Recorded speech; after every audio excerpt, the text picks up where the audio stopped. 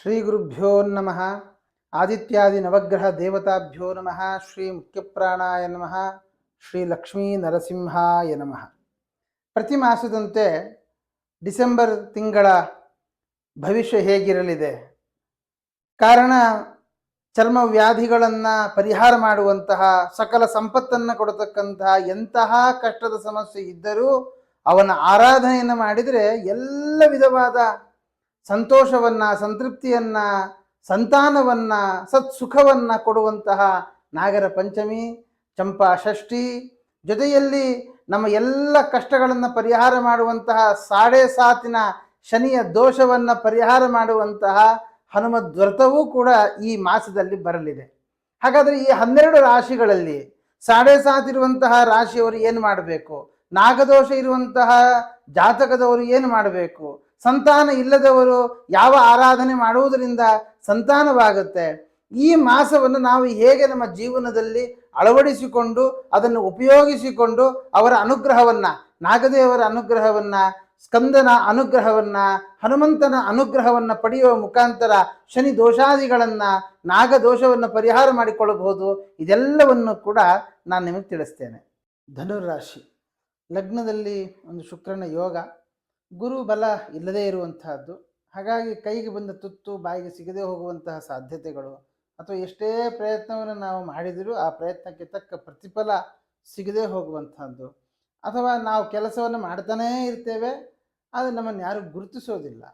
ಅದರಿಂದಾಗಿ ಮನಸ್ಸಿಗೆ ತುಂಬ ಘಾಸಿಯಾಗುವಂತಹ ಸನ್ನಿವೇಶಗಳು ನಿಮ್ಮ ಒಂದು ರಾಶಿ ಪ್ರಕಾರ ಧನುರಾಶಿಗೆ ಈ ಮಾಸದಲ್ಲಿ ತುಂಬ ಮಾನಸಿಕ ಕ್ಲೇಶ ಅಂತಕ್ಕಂಥದ್ದು ಕಂಡು ಬರ್ತಾ ಇದೆ.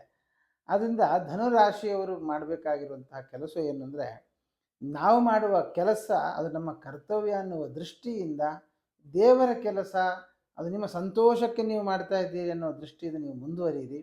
ದೇವರು ನಿಮಗೆ ಇವತ್ತಲ್ಲ ನಾಳೆ ಖಂಡಿತ ಒಳ್ಳೆಯದು ಮಾಡ್ತಾನೆ. ನೀವು ಮಾಡಿದ ಕೆಲಸಕ್ಕೆ ನಿಮಗೇನು ಕ್ರೆಡಿಟ್ ಸಿಗಬೇಕೋ, ಎಲ್ಲಿ ಸಿಗಬೇಕೋ ಅಲ್ಲಿ ಸಿಕ್ಕೇ ಸಿಗುತ್ತೆ. ಆದ್ದರಿಂದ ಪ್ರತಿ ದಿವಸ ದುರ್ಗಾ ಸುಳಾದಿಯನ್ನು ಪಾರಾಯಣ ಮಾಡ್ತಾ, ದೇವರಿಗೊಂದು ತುಪ್ಪದ ದೀಪವನ್ನು ಹಚ್ಚಿ, ಅವಕಾಶ ಆದರೆ ಶ್ರೀನಿವಾಸ ದೇವರ ಅನುಗ್ರಹಕ್ಕೋಸ್ಕರ ಶ್ರೀನಿವಾಸ ದೇವರ ದರ್ಶನ, ಅದು ತಿರುಪತಿಗೆ ಹೋಗಬೇಕು ಹೋದರೆ ತಿರುಪತಿ ದರ್ಶನ ಮಾಡಿಕೊಳ್ಳಿ, ಅಥವಾ ಹತ್ತಿರದಲ್ಲಿರತಕ್ಕಂತಹ ಶ್ರೀನಿವಾಸ ದೇವರ ದರ್ಶನವನ್ನು ಮಾಡಿಕೊಳ್ಳುವುದು ಕೂಡ ಧನುರಾಶಿಯವರಿಗೆ ಅನೇಕ ಅನುಕೂಲಗಳನ್ನು ತಂದುಕೊಡುತ್ತೆ. ಇನ್ನು ಈ ಹಣಕಾಸಿನ ವಿಷಯದಲ್ಲಿ ನಾವು ನೋಡುವಾಗ 2ನೇ ಮನೆಯ ಶನಿ 3ನೇ ಮನೆಗೆ ಹೋಗುವಂಥದ್ದು, ಮತ್ತು ಆ 8ನೇ ಮನೆಯಲ್ಲಿ ಕುಜನ ಒಂದು ಯೋಗ, ನಷ್ಟ, ಅದು ಪೂರ್ವಾರ್ಜಿತವಾಗಿರತಕ್ಕಂಥ ಏನು ಸಂಪತ್ತು ಇದೆ ಆ ಸಂಪತ್ತು ಕೂಡ ನಷ್ಟ ಆಗುವ ಸಾಧ್ಯತೆ ಇದೆ. ಅದು ಎಲ್ಲಿದೆ ಅಂತ ಗೊತ್ತಿಲ್ಲ, ಹೇಗಿದೆ ಅಂತ ಗೊತ್ತಿಲ್ಲ, ಆದರೆ ನಮ್ಮ ತಾತನ ಹೆಸರಲ್ಲೂ ನಮ್ಮ ತಂದೆಯ ಹೆಸರಲ್ಲೂ ಪಾಣಿ ಬರ್ತಾ ಇರುತ್ತೆ. ಆ ವಿಷಯ ಗೊತ್ತಾಗಿ ನಾವು ಕೇಸುಗಳನ್ನು ಹಾಕಿ ಪಡೆದುಕೊಳ್ಳಬೇಕು ಅಂತ ಹೋದಾಗ ಅದು ಕೈತಪ್ಪಿ ಹೋಗುವಂತಹ ಸಾಧ್ಯತೆಗಳು ಇದೆ. ಹಾಗಾಗಿ ಆ ಒಂದು ವೇಳೆ ಆ ರೀತಿಯಾದಂದರೆ ಪಿತ್ರಾರ್ಜಿತವಾದಂತಹ ಸಂಪತ್ತು ಏನಾದರೂ ನಮಗೆ ಕೈ ಸಿಗ್ತಾ ಇದೆ, ಬರಬೇಕು ಅನ್ನುವ ಯೋಗ ಇದೆ, ಆದರೆ ಅದನ್ನು ಸರಿಯಾದ ರೀತಿಯಲ್ಲಿ ದಕ್ಕಿಸಿಕೊಳ್ಳಬೇಕು. ಅದಕ್ಕಾಗಿ ಒಂದು ಭೂವರಾಹ ದೇವರ ದರ್ಶನ, ಭೂವರಾಹ ಸ್ವಾಮಿಯ ಜಪ ಇತ್ಯಾದಿಗಳನ್ನು ಮಾಡುವುದರಿಂದಾಗಿ ನಮಗೆ ಪೂರ್ವಾರ್ಜಿತವಾಗಿರ್ತಕ್ಕಂತಹ ಸಂಪತ್ತನ್ನು ಪಡೆದುಕೊಳ್ಳಬಹುದು. ಇಲ್ಲ ಅಂತ ಆದರೆ ಇದೆಂತ ಗೊತ್ತಾಗತ್ತೆ, ಅದು ಹಾಗೆ ಬೇರೆಯವರ ಪಾಲಾಗಿ ಬಿಡುತ್ತೆ. ಇನ್ನು ಈ ವಿದ್ಯಾರ್ಥಿಗಳು ಧನುರಾಶಿಯವರು ಆ ವಿದ್ಯಾಭ್ಯಾಸದ ವಿಷಯದಲ್ಲಿ, ಅದರಲ್ಲೂ ಇಂಜಿನಿಯರಿಂಗ್ ಮಾಡ್ತಾ ಇರುವಂಥವರಿಗೆ ಏನು ತೊಂದರೆ ಏನಿಲ್ಲ, ಒಳ್ಳೆ ರೀತಿಯಾಗಿ ಮುಂದುವರಿಯುವಂತಹ ಸಾಧ್ಯತೆಗಳಿದೆ. ಆದರೆ ಈ ಕಾಮರ್ಸ್ ತೆಗೆದುಕೊಂಡಿರ್ತಕ್ಕಂತಹ ವಿದ್ಯಾರ್ಥಿಗಳಿಗಾಗುವಾಗ ಅಲ್ಲೊಂದು ಉತ್ಸಾಹ ಇಲ್ಲದೆ ಇರುವಂಥದ್ದು, ಪ್ರೋತ್ಸಾಹ ಸಿಗದೇ ಇರುವಂಥದ್ದು, ಆ ಜೊತೆಗೆ ಸರಿಯಾದ ರೀತಿಯಲ್ಲಿ ಅಧ್ಯಯನದಲ್ಲಿ ಆಸಕ್ತಿ ಬರದೇ ಹೋಗುವಂತಹ ಸಾಧ್ಯತೆ ಇಲ್ಲ ಇದೆ. ಅಂತಹವರು ವಿಶೇಷವಾಗಿ ಬಿಳಿ ವಸ್ತ್ರವನ್ನು ಧಾರಣೆ ಮಾಡಿಕೊಂಡು ಪ್ರತಿ ಗುರುವಾರ ನೀವು ರಾಘವೇಂದ್ರ ಸ್ವಾಮಿಗಳ ದರ್ಶನವನ್ನು ಮಾಡುವಂಥದ್ದು, ಅಥವಾ ಅಕ್ಕಿ ಕಾಳನ್ನು ಪಕ್ಷಿಗಳಿಗೆ ಹಾಕುವಂಥದ್ದು. ಪಕ್ಷಿಗಳಿಗೆ, ಅದರಲ್ಲಿಯೂ ಕೂಡ ಬಿಳಿ ಪಾರಿವಾಳಗಳಿಗೆ ಅಥವಾ ಬಿಳಿ ಬಣ್ಣದ ಪಕ್ಷಿಗಳಿಗೆ ಹಾಕಿದರೆ ಬಹಳ ಒಳ್ಳೆಯದು. ಒಂದು ವೇಳೆ ಸಿಗಲಿಲ್ಲ ಅಂತ ಆದರೆ ಯಾವ ಪಕ್ಷಿಗಳಿಗೆ ಸಿಗುತ್ತೋ ಆ ಪಕ್ಷಿಗಳಿಗೆ, ಇಲ್ಲ ಅಂತ ಆದರೆ ಹಸುಗಳಿಗೆ ಅನ್ನವನ್ನು ನಿಮ್ಮ ಕೈಯಾರೆ ತಿನ್ನಿಸುವಂಥದ್ದು, ಅದು ಬೆಲ್ಲ ಮಿಶ್ರ ಮಾಡಿ ಆ ಬೆಲ್ಲದ ಆ ಅನ್ನವನ್ನು ಆ ಹಸುಗಳಿಗೆ ತಿನ್ನಿಸುವಂಥದ್ದು, ಅದು ಬಹಳ ಅನುಕೂಲವಾಗುತ್ತೆ. ಅದರಿಂದ ನಿಮ್ಮ ಬುದ್ಧಿವಂತಿಕೆ ಸರಿಯಾದ ಸಮಯಕ್ಕೆ ಬಳಕೆಯಾಗುವ ರೀತಿಯಲ್ಲಿ ಭಗವಂತನ ಅನುಗ್ರಹ ನಿಮ್ಮ ಮೇಲೆ ಆಗುತ್ತೆ. ಇನ್ನು ವಿಶೇಷ ವಿದ್ಯಾಭ್ಯಾಸ ಹೊರದೇಶಕ್ಕೆ ಪ್ರಯಾಣ ಮಾಡಬೇಕು ಅನ್ನೋರಿಗೆ ಸ್ವಲ್ಪ ತೊಂದರೆ ಇದೆ, ಅಷ್ಟು ಸುಲಭದಲ್ಲಿ ಆಗುತ್ತಾ. ಹಾಗಾಗಿ ನೀವು ಅದನ್ನು ಸರಿಯಾದ ರೀತಿಯಲ್ಲಿ ಸರಿಯಾದ ಸಮಯವನ್ನೆಲ್ಲ ನೋಡಿಕೊಂಡು ವೀಸಾಗೆ ಅಪ್ಲೈ ಮಾಡುವಂಥದ್ದಾಗಲಿ ಅಥವಾ ಅದಕ್ಕೆ ತಕ್ಕ ಪ್ರಯತ್ನಗಳನ್ನು ನಡೆಸುವಂತಹದ್ದು ಒಳ್ಳೆಯದು. ಸದ್ಯದ ಮಟ್ಟಿಗೆ ಅದನ್ನು ಕೈ ಬಿಟ್ಟಲ್ಲಿ ಒಳ್ಳೆಯದು. ಇನ್ನು ಈ ಸಂತಾನದ ಅಪೇಕ್ಷೆ ಇರುವಂಥವರಿಗೆ ತಡ ಆಗುತ್ತೆ, ಸಂತಾನದ ವಿಷಯದಲ್ಲಿ ಲಾಭ ಇಲ್ಲ, ಸಂತಾನದ ವಿಷಯದಲ್ಲಿ ತೊಂದರೆ ಆಗುವ ಸಾಧ್ಯತೆ ಇದೆ. ಅದರಲ್ಲಿಯೂ ಕೂಡ ಕುಜ ಅಷ್ಟಮದಲ್ಲಿದ್ದಾನೆ, ಪಂಚಮಾಧಿಪತಿ. ಅದರಿಂದಾಗಿ ಈ ಡಾಕ್ಟರ್ಗಳ ಸಹಾಯ, IVF ಇತ್ಯಾದಿಗಳಿಗೂ ಕೂಡ ಪ್ರಯತ್ನ ಮಾಡಬೇಕಾಗತ್ತೆ. ಆದರೂ ಅದರಲ್ಲಿಯೂ ಕೂಡ ಅನುಕೂಲವಾಗುತ್ತೆ ಅಂತ ಕಾಣಿಸ್ತಾ ಇಲ್ಲ. ಸ್ವಲ್ಪ ಜಾಗ್ರತೆ. ಅಂತಹವರು ನಿಮ್ಮ ಜಾತಕಗಳನ್ನು ವಿಮರ್ಶೆ ಮಾಡಿಸಿಕೊಂಡು ಸರಿಯಾದ ಸಮಯದಲ್ಲಿ ಮುಂದುವರಿಯುವಂತಹದ್ದು ಒಳ್ಳೆಯದು. ಇನ್ನು ಆರೋಗ್ಯದ ವಿಷಯಕ್ಕೆ ಬಂದಾಗ ಈ ಷಷ್ಠಾಧಿಪತಿ ಶುಕ್ರ ಲಗ್ನದಲ್ಲಿ ಬಂದದ್ದರಿಂದ ದೇಹದಲ್ಲಿ ಎನರ್ಜಿ ಲಾಸ್ ಆಗುವಂಥದ್ದು, ಬೇಗ ಸುಸ್ತಾಗುವಂತಹದ್ದು, ಅನೇಕ ಈ ಮಾನಸಿಕವಾಗಿರ್ತಕ್ಕಂತಹ ಕಿರಿಕಿರಿಗೆ ಒಳಗಾಗುವಂತಹದ್ದು ಅಥವಾ ಈ ಇಲ್ಲಸಲ್ಲದ ಆಪಾದನೆಗಳು ನಮ್ಮ ಮೇಲೆ ಬರುವಂತಹದ್ದು, ಇದೆಲ್ಲ ಯೋಗ ಇದೆ.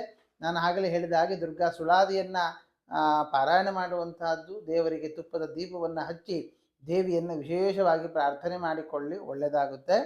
ಇನ್ನು ಕೆಲಸ ಇಲ್ಲದವರಿಗೆ ಕೆಲಸದ ಬಗ್ಗೆ ನೋಡುವಾಗ ಸ್ವಲ್ಪ ಕಷ್ಟ ಇದೆ. ಹೊಸದಾಗಿ ಕೆಲಸ ಸಿಗೋದು ಕಷ್ಟ ಇದೆ. ಹಳೆಯ ಕೆಲಸದಲ್ಲಿ ಏನೇ ಸ್ವಲ್ಪ ತೊಂದರೆಗಳಿದ್ದರೂ ಅದನ್ನು ಹಾಗೆ ಕಂಟಿನ್ಯೂ ಮಾಡಿ ಅದರಿಂದಲೂ ಕೂಡ ಲಾಭವನ್ನು ಪಡೆದುಕೊಳ್ಳಬಹುದು.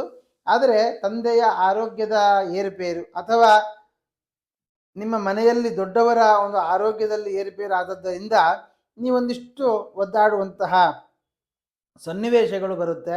ಜೊತೆಗೆ ನಿಮ್ಮ ಜೊತೆಯಲ್ಲಿ ಇರುವಂಥವರು ಸಹಕರಿಸದೆ ಹೋಗುವಂಥದ್ದು, ಅದರಿಂದಲೂ ಕೂಡ ಗಂಡ ಹೆಂಡಂದಿರ ಮಧ್ಯದಲ್ಲಿಯೂ ಭಿನ್ನಾಭಿಪ್ರಾಯಗಳು ಬರುವ ಸಾಧ್ಯತೆ ಇದೆ. ಲಗ್ನಾಧಿಪತಿ ಮತ್ತು ಸಪ್ತಮಾಧಿಪತಿಗೆ ಸಂಬಂಧ ಚೆನ್ನಾಗಿದ್ದರೂ ಅದರ ಸ್ಥಿತಿಗತಿಗಳು ಸರಿ ಇಲ್ಲ.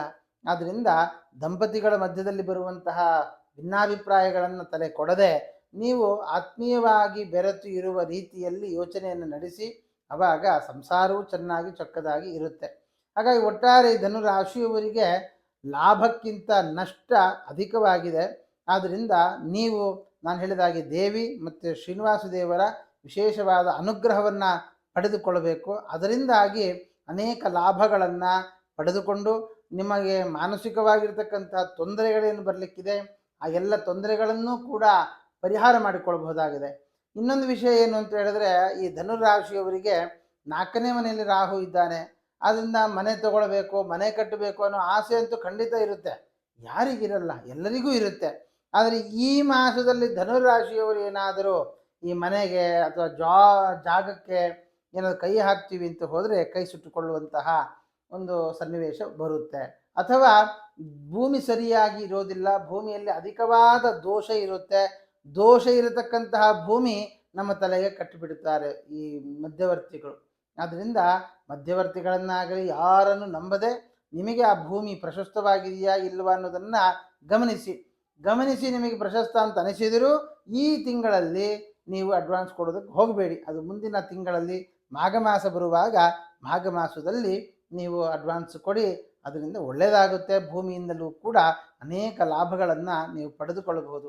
ಇನ್ನು ಈ ಅಣ್ಣ ತಮ್ಮಂದಿರ ಮಧ್ಯದಲ್ಲಿ ಒಳ್ಳೆಯ ಸಖ್ಯ ಇರುತ್ತೆ. ಆದರೆ ಸಣ್ಣ ಪುಟ್ಟ ತೊಂದರೆಗಳು, ಅದು ಆರೋಗ್ಯದ ವಿಷಯಕವಾಗಿ ಆಗ್ಬೋದು ಅಥವಾ ಮನೆಯ ಒಂದು ಮಾತುಕತೆಯಿಂದ ಆಗಬಹುದು, ಅದರಲ್ಲಿ ಸ್ವಲ್ಪ ಭಿನ್ನಾಭಿಪ್ರಾಯಗಳು ಬರುತ್ತೆ. ಆದರೆ ಅದಕ್ಕೆ ಹೆಚ್ಚು ತಲೆ ಕೊಡದೆ, ಕಿವಿ ಕೊಡದೆ ನೀವು ನಿಮ್ಮ ಕೆಲಸದಲ್ಲಿ ನಿಮ್ಮ ಕರ್ತವ್ಯ ಅನ್ನೋ ದೃಷ್ಟಿಯಿಂದ ಎಲ್ಲ ಮಾಡಿಕೊಳ್ತಾ ಬನ್ನಿ. ಧನುರಾಶಿಯವರಿಗೆ ಒಳ್ಳೆಯದಾಗುತ್ತೆ. ಒಟ್ಟಾರೆ ನಾನು ಏನು ಪರಿಹಾರಗಳನ್ನು ಹೇಳಿದ್ದೇನೆ ಆ ಪರಿಹಾರಗಳನ್ನು ಆದಷ್ಟು ಮಾಡಿಕೊಳ್ಳಿ. ಪ್ರತಿನಿತ್ಯ ವಿಷ್ಣು ಸಹಸ್ರನಾಮದ ಜಪವನ್ನು ಮಾಡುವುದನ್ನು ಮರಿಬೇಡಿ. ಅದರಿಂದಲೂ ಕೂಡ ಅನೇಕ ಫಲಗಳನ್ನು, ಒಳ್ಳೆ ರೀತಿಯಾದ ಫಲಗಳನ್ನು ಪಡೆದು ಬರಬಹುದಾದಂತಹ ಬಂದಿರತಕ್ಕಂಥ ಎಲ್ಲ ದೋಷಗಳನ್ನು ಪರಿಹಾರ ಮಾಡಿಕೊಳ್ತೀರಿ ಅಂತ ಹೇಳ್ತಾ ಶ್ರೀಕೃಷ್ಣಾರ್ಪಣಮಸ್ತು.